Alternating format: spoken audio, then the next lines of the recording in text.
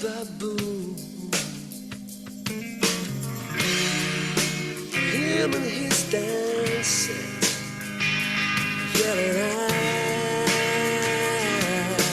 have no regrets. I do it for the love, the rush, the buzz, the hush. Whatever turns my knees so much to hit the lift. Even if you gotta sift through the shit to get to the twist. The smile high like it's your last line, but you never get another try. Do it right, do it for the ride, for the heat. Oh, yeah.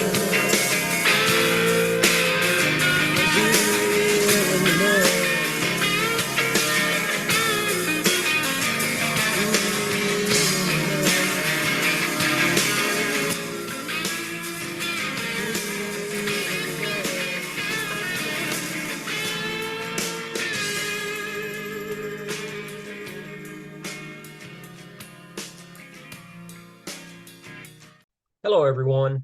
I'm going to talk today about a pattern of behavior that I think we've got enough evidence for, even if it's just maybe anecdotal within the reporting system. Every time somebody reports something and it goes into the system, and if it happens enough, then it could be a high probability. But I think that we have captured evidence of this particular behavior. But I want to start with a conversation I had with my daughter, and you may have seen a couple of videos that I did with her. She's very smart, and she was talking to me about a study that she looked into about the difference between us and primates when it came to brain and parts of the brain. And she said she said, that she used words too big for me to understand, but she was talking about the front cortex or the frontal lobe uh, having some differences between us and known primates. And I was thinking about that. So we all know that the DNA, the genetic code shows that we're extremely close to the other primates, only off by just, 2 or 3 points, 96%, 98%, very close to the other great apes or hominids or whatever you want to call them. Uh, so we're very close, just separated by a degree or two. And so she was talking about this portion of the front part of the brain that involves, and she said, so what separates us? There's a component of the frontal lobe that is clearly more dominant in us than the known primates. And and that separation involves a chunk of the brain that involves strategy and planning. So you have to think about that. Maybe that's part of the reason why, as a species, we've been able to take over the world the way we have.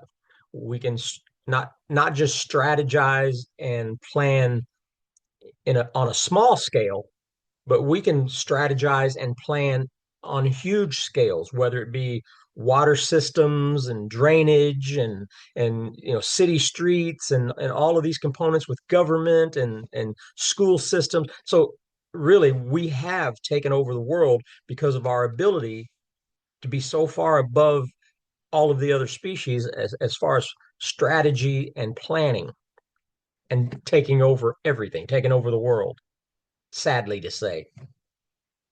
So let's look at our Bigfoot friends. Let's say clearly, I believe they strategize and plan, but other species strategize and plan. I mean, even wolves work together in a pack to work in a certain way, and each pack member has their what they're supposed to do in order to bring down or a prey or whatever, and even chimpanzees who go battle other troops work in specific ways, very strategy driven, but it's on a very small scale, almost a primitive scale, not as advanced as the way we strategize and plan. But now let's think about Bigfoot. What if that part of the brain separates them from the rest of the animal world, just like we're separate from the rest of the animal world with their ability to strategize and plan? I think we've got evidence for that. To what degree remains to be seen, but and it may be more advanced than ours. How crazy would that be? That that the reason they're so good at being stealthy and working together in tandem or groups in what they're trying to do with when it comes to observing us and things like that, it seems so precise and so set in motion, like the planning, like they had conversations about what to do and planned it. That it's fascinating, but I think I'm going to present, at least to a degree, that this is the case, and it's a pattern that we can count on being consistent because it is consistent. What I'd like to do is I'm going to read to you a couple of pages from the book The Locals, written by Tom Powell. I met Tom back in 2009 when he came down to Oklahoma for a Bigfoot conference, and I bought his book. Well, I think I had his book before that. Uh, so I bought his book, and it's a great book. It's called The Locals, and I, I recommend everybody get it. There, each chapter is a separate storyline of either something that he was involved with or investigated as a BFRO investigator at the time up in the Pacific Northwest. So a few of the stories in the book are from other parts of the United States that he was able to get all of the information from the BFRO website, which is where he was working at the time. But up in the Pacific Northwest, there were some that he was the investigator on. And that's the one I want to cover.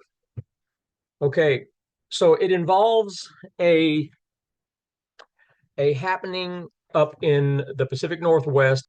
A guy named Rocky had an encounter on the road, saw something with his vehicle on Highway 18.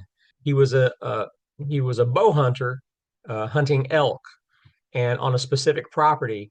And so he contacted Tom Powell and the BFRO and just said that he had some strange things happen out there while he was, hunting. So he met up with Tom Powell, and they had a discussion. And Tom Powell gave him some great advice. Tom Powell knew that if he was to go out there with the guy, the likelihood to see anything would be nil to nothing. And he even mentioned that. I mean, how many times have somebody said, "Oh, I saw a Bigfoot," and somebody else goes out there and you don't see it? It's not like the Bigfoots wait around for someone to show up to investigate. They're still just as hard to come across, even in an area that you know they're at.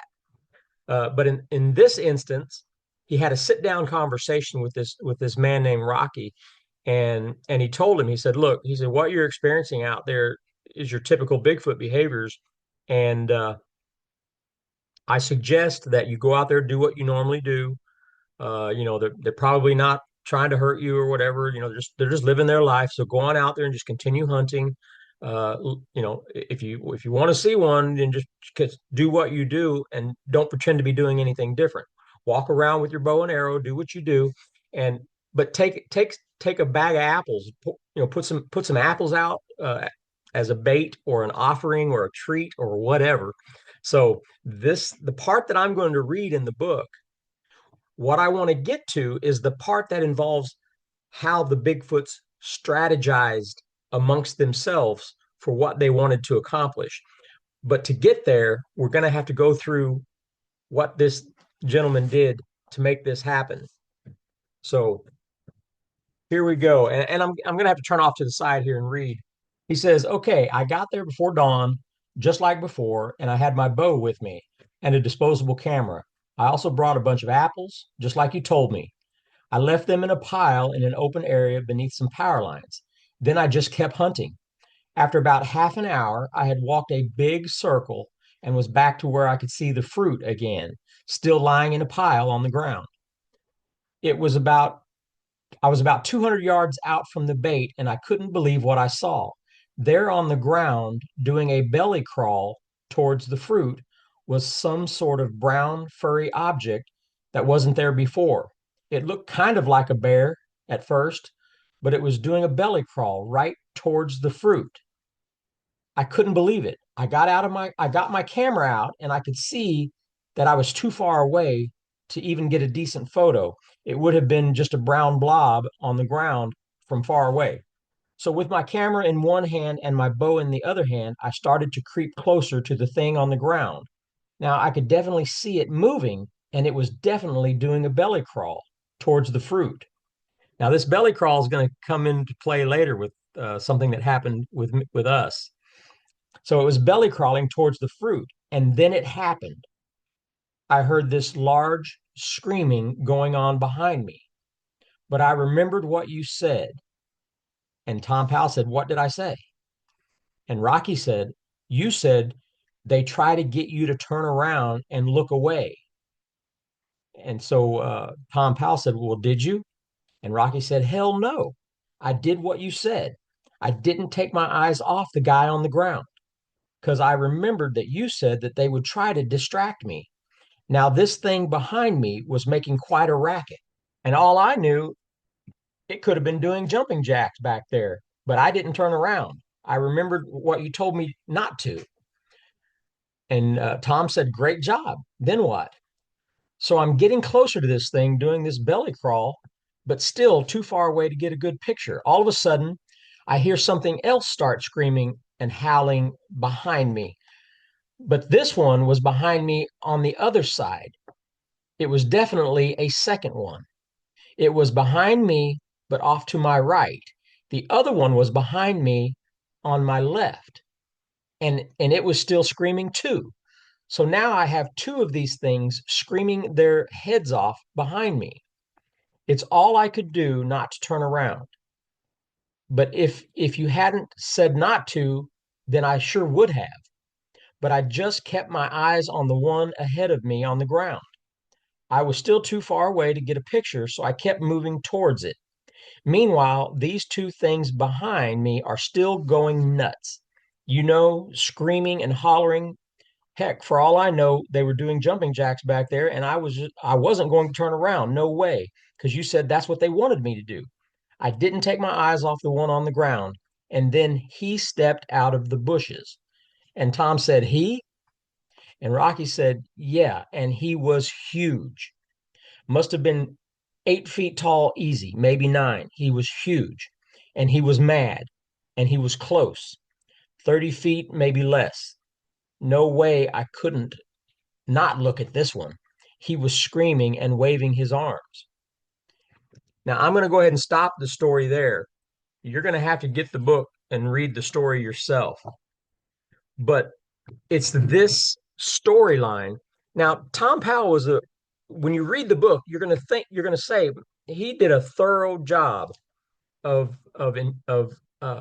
interviewing Rocky. He did a thorough job of documenting this, which I believe they do. The investigators do thorough jobs, and I believe this guy's story. It makes sense.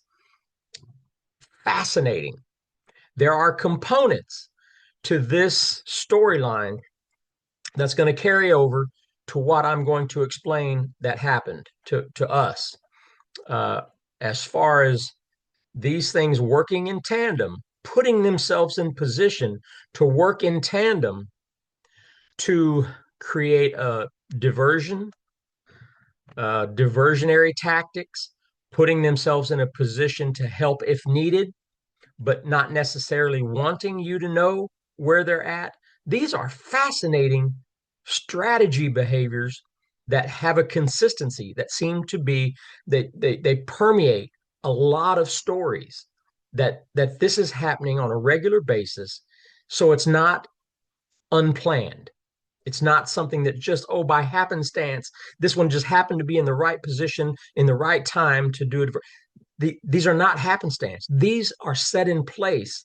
Their behaviors are done on purpose. And it's starting to paint a picture that to me is just fascinating. So I want to follow up with that story. Keep that story in mind because that's the catalyst. When I was reading that a few days ago, I was like, man, I got to do a talk about this because it really is starting to match up, especially with what happened out there at the 400 uh, with that little one in the field. Uh, so I want to talk about before I hooked up with Shane. We had a lot of conversations out there at the 400 about his previous experiences and the place that he was at before. He specifically talked about being in there one time and trying to work his way down a holler, a steep-sided holler that was very thick and overgrown down towards a creek, and from a ridge top. So it was quite the distance down. But he noticed that he was getting movement on the sides of him, trailing him a little bit or whatever. But he would hear things, and he would keep glancing off to where he was hearing noises for quite a ways, working his way down. It was a very slow, arduous task of picking your way through briars and stuff. And so whatever was on his perimeter was moving uh, with strategy. And so he would hear noise and look over and not see anything and move a little bit more. And he'd hear a noise over here, would look over, wouldn't see anything. And he said, so at one point, when he heard a noise, he looked in the other direction, in the direction away from the noise, and he saw movement, just a dark movement in the upper part of the brush that he could see as something was darting downward, expecting him to look over to where the other noise was made. Now you got to understand that shows that there's a pattern where they'll make a noise, they know we'll look, and that's when the other one moves. These are planned maneuvers, and they were just working their way down, staying with him or just slightly ahead of him, so that they could position themselves to observe. Now this was after a long time of him setting up patterned hikes where he was going in here and hiking the same pattern over and over. So that also is important, an important aspect of this happening the way it did is because he was consistently taking the same routes every time he went in there, and these things knew it. So they knew that he was going to keep going that way, so they would get further ahead to find wherever their comfortable spots were to observe. I'm trying to give you some details here that you can work with. You can work with this wherever you're at if these things are there. So it starts with the patterned hikes that are consistent. I mean, you have to be disciplined to be consistent. Don't waver. Don't go off exploring, and don't meander and things like that, because that puts them in a state of high anxiety. If they don't know what direction you're going to at any given time, you can wander off trail. They don't want to get caught, so they don't want to put themselves in a position. But if after 2 months of you walking the exact same trail every time, sitting on the same log, taking a break every time, eating you a sandwich and getting up and go, and but staying on the same trail every time, give it time to unfold, and they will understand your pattern is consistent and you don't deviate from it. And then you may start having some more serious things happening, because the fact that they can count on you being consistent with your pattern, then they can adjust their patterns because they want to observe. And that's some great information. So, with all of that said, I want to get into, I believe we caught this this strategy happening in the moment when we were out at the 400. And it starts with, it was the night that uh, Dan Nedrello, biologist from Wisconsin, either Wisconsin or Michigan, I'm not sure, but he drove down 9 hours, and Shane and I were there at the 400, and he left me there to go get Dan. Dan showed up into town there at about 2 a.m. Somewhere along that line. He drove 9, 12 hours, 9 or 10, 12 hours, something like that. Uh, and arrived there about 2 a.m. And I did not want to leave. So I was up in this huge field, uh, and my goal was to just walk the perimeter of this field with my thermal camera. And so Shane left me. I was there by myself, and that was spooky enough. Uh, so he went in to get Dan, and they came back out there, located me out in this field, and then we all got in the Polaris and headed down to the base camp. When we got to the base camp, we I still had my thermal set up, with my thermal camera on the stick and everything was set up. So, and I knew Dan was tired. So I should have said, hey, you can go to sleep and we'll plan on having some fun tomorrow. But I wasn't. I said, hey, I said, I know you're tired. I said, but do you guys want to go ahead and just take a walk down to down to the lake? We have this trail going through this, 20, 30, 40 acre scrub brush field that we had always used this trail to go down, to the cove there. And he was like, yeah, yeah. So we took off. So we weren't at camp more than 5 or 10 minutes before we took off to go down that trail in the dark, 2 a.m., and me occasionally stopping and panning around and looking with the thermal camera. And we get out to a certain point. I saw a head, just a round head, looking up through the grass at a pretty good distance. Uh, I had seen a head before that turned out to be a juvenile Bigfoot in a similar way, where it slowly dropped, very slowly dropped when it thought it was being looked at. And so it was that behavior that when I saw that, I told him, I said, I think that's one right out there. I said, because of the way it moved. I said, that's the same way that other one moved when we saw that one. And so uh, so Shane goes out there, and that whole thing was recorded and talked about on another video, and then a follow up from the next day when we did an investigation.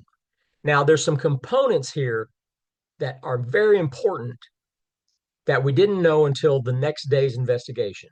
There's a lot of details. So if you're going to need to watch the other videos and learn all the details before we get into the strategy part.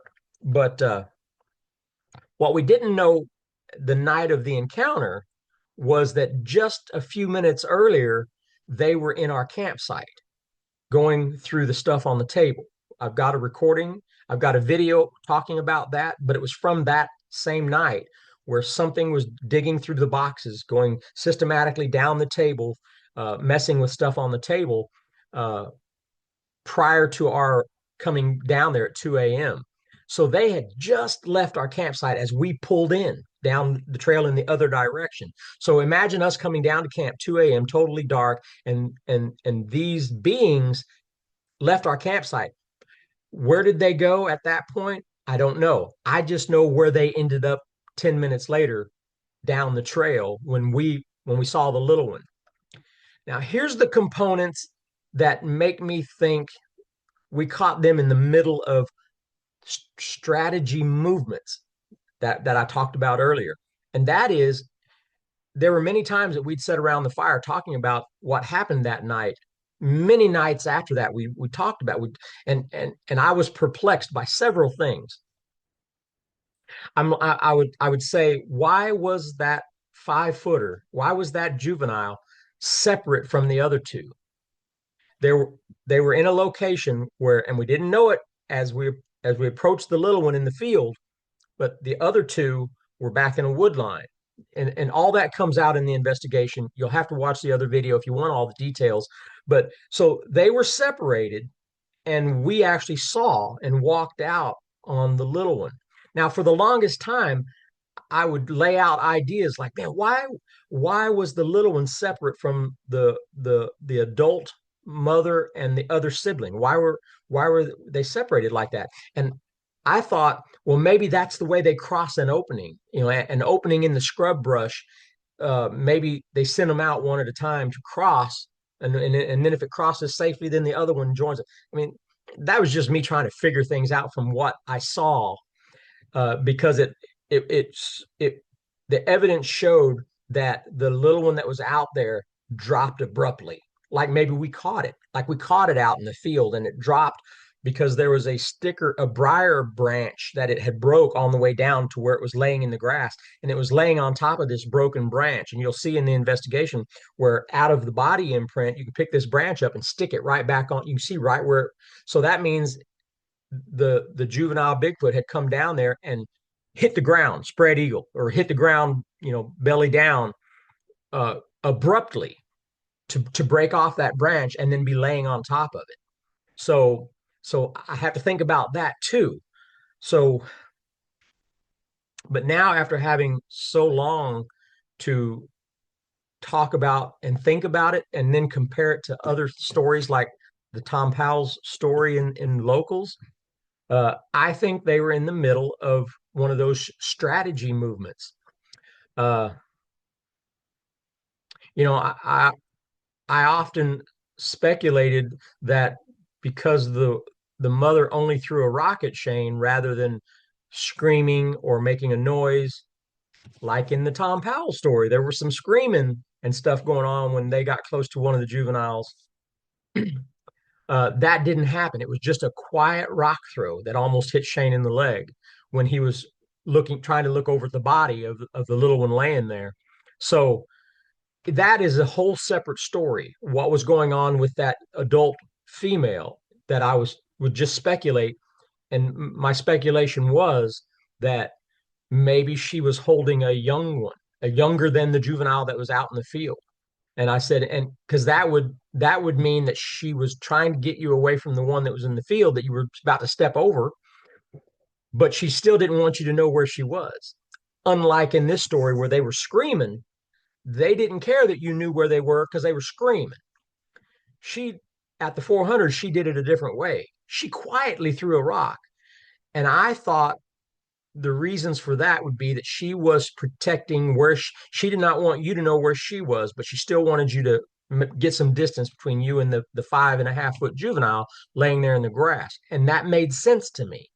So I said, she's probably holding even a younger one on her hip, one that hasn't been allowed to on the ground yet, that she's more wary of its protection than the other one. And that's something that we didn't know, that didn't come to fruition until a couple of years later when some 6-inch prints were discovered out there, which means if you go back from those 6-inch prints for about an inch every year, means they were about 3 or 4 inches at the time she was holding it. So is that a probability when you find 6-inch tracks? So go back 3 years when that rock throwing incident happened. Was that one that has 6-inch tracks in the future the same one that she possibly could have had on her hip, with 3-inch tracks or 2-inch tracks? If she would have set that one down, it would have left 2-inch tracks or 3-inch tracks. It just makes sense. It just makes sense. But the strategy is still there. The strategy is still there that she was in a position to have a diversion of some type. Maybe it would have escalated to a scream or tree shaking or whatever. But when the rock almost hit Shane, I mean, he immediately backtracked and he was like, "Whoa, whoa, whoa, I just about got hit by a rock." And we were already skittish. We had never approached one like that before. So we were on high alert and quite nervous. So Shane backed out, and we eventually just decided not to push it any further because we just thought we had already pushed it too hard. Never had anything like that happen before, and it hadn't happened like that since. So do we regret not pushing it to where I went out there and we made that thing stand up and leave while we were filming?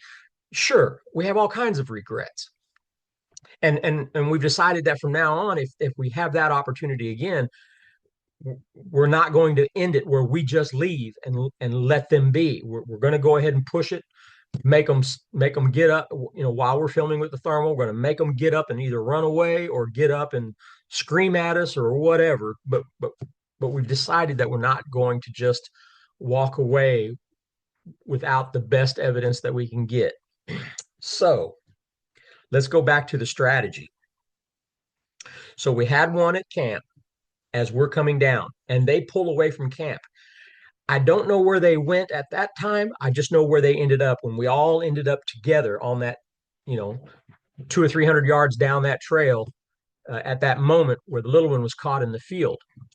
So I don't know if the way they moved down would they have just stopped outside of the perimeter of camp and watched us come into camp, and then within a few minutes we're already starting to walk down that trail.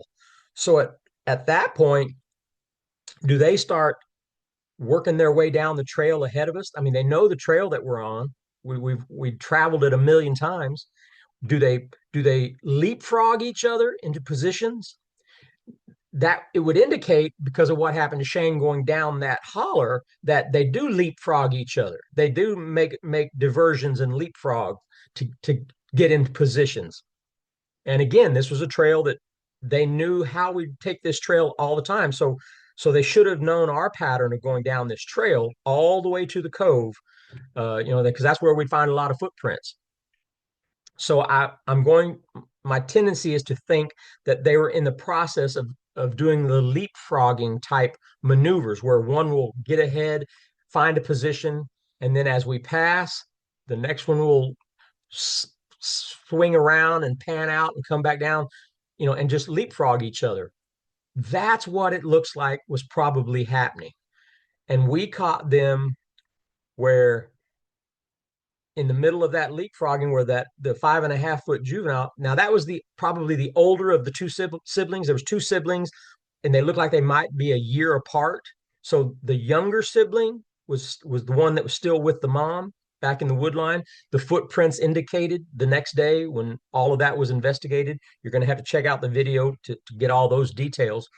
But so maybe the older juvenile, which certainly at about 5.5 foot is, at becoming an older juvenile, especially if she's got an even younger one on her hip. I mean, there's a process where they have to learn their position in the group, or was it learning its position of going through this leapfrogging tactic, and of course it dropped quickly.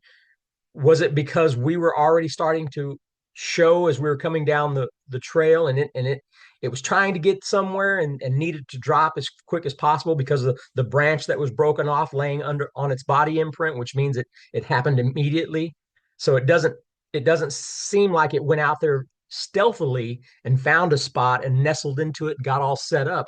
It seemed like it was a very quick maneuver where it dropped into position. So maybe we caught it. Maybe we came out a little faster than they anticipated. But those have to be learned. They have to learn the distance that they need for how someone is traveling, and I mean, it's not something that they are probably born with. And so here's a 5.5 footer that was probably being coached by mom in how to position themselves, where to go, and it may not have done a great job. And so, but there's also another component that might have happened because we did see him in the field, and I was looking at it and I kept focused on it. And then Shane goes out there and there was nothing it could do about it. And it was showing the behaviors of something like, crap, he's heading towards me. I don't know what I'm going to do. And it looked like it decided to go ahead and just lay prone at the last minute, and take its chances that Shane would walk on by. That's what it appeared from what I was seeing in the thermal.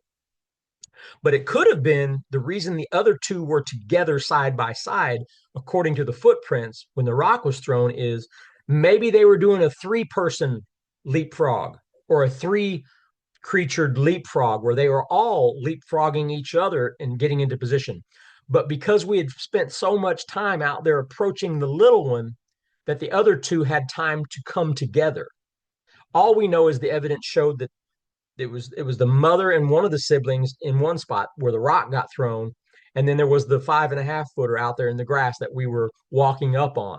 So they could have just come together in that position to help, because we had spent a long time. Shane had walked out there for a while, and then came back and then went back again. It was a very tumultuous, high anxiety by the seat of your pants, trying to figure out what to do, to get out there on this little one.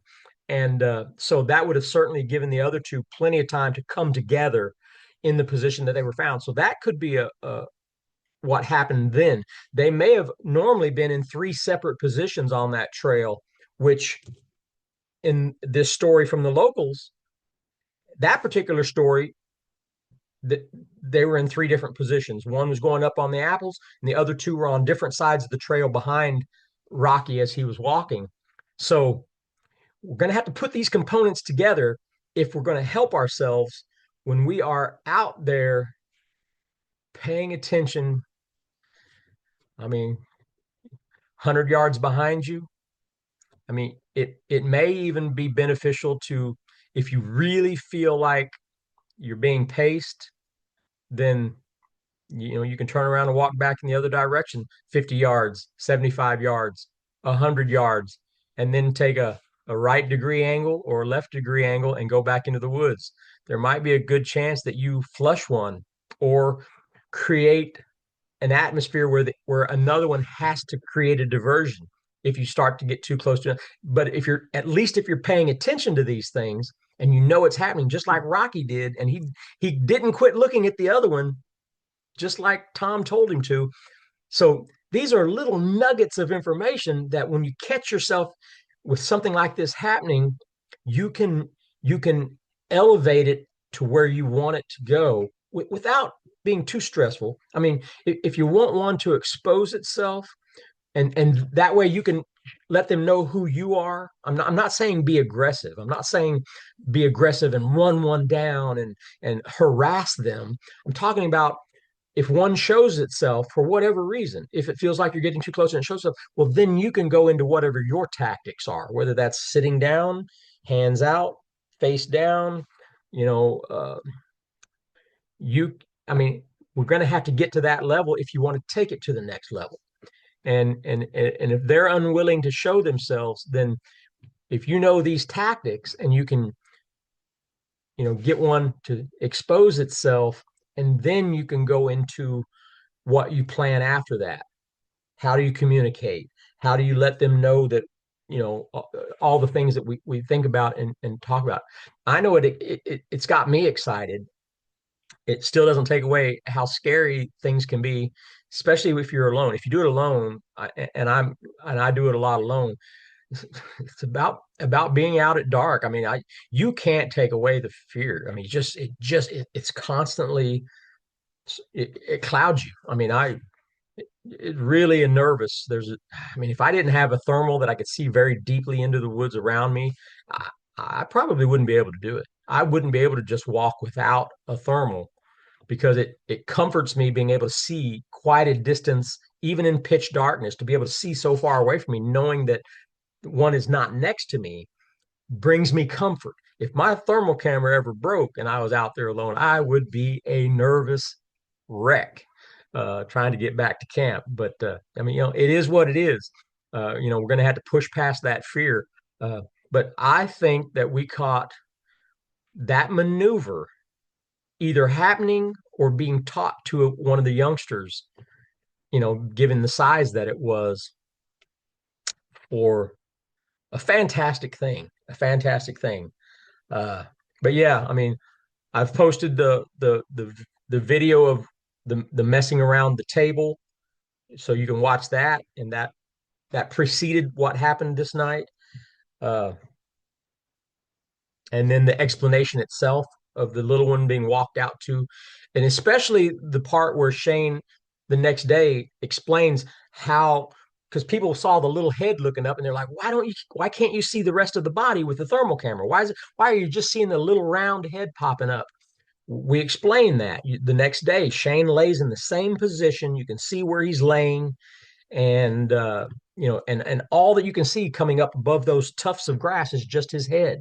So there's a logical explanation as to why, from my point of view out there on the trail, you couldn't see the whole body. All you saw was the head that it would expose. So uh yeah, and Shane even described what the little one looked like. Sibylla Irwin drew an encounter story of a juvenile, and Shane said that is very close to what it looked like. When he panned the light through the grass, and it was looking through the grass at him. So very exciting stuff. But these behaviors, the tactics, it happened at the Chickasaw Park.